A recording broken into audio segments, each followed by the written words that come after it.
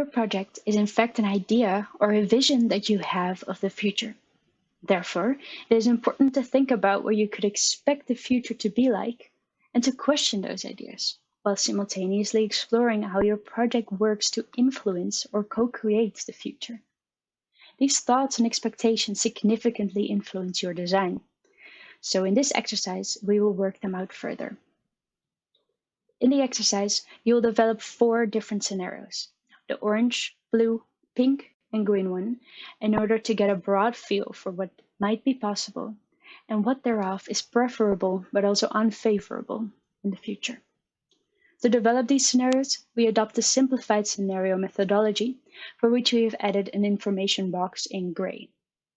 Step 1 is to define different trends and developments that will be crucial for the future, after which you will define what possible outcomes there may be of these trends and developments in the future. Take, for instance, the type of market introduction and development of your biotechnological project.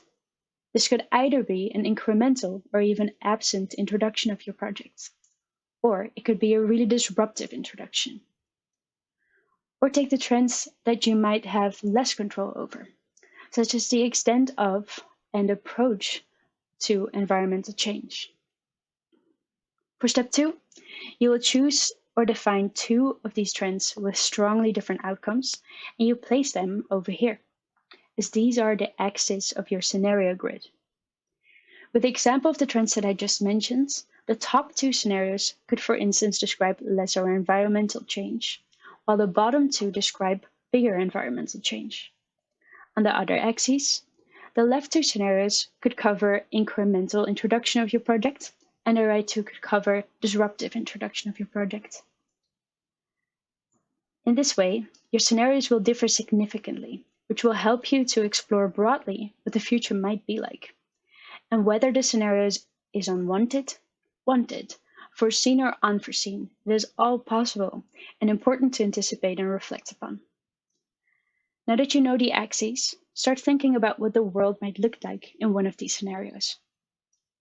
Start off by giving your scenario a name and start envisioning this world, thinking of political, economical, social, technological, environmental, and legal aspects of the different potential future worlds.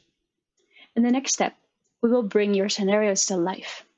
Ask yourself, what if I, or perhaps one of my stakeholders, lives in this future?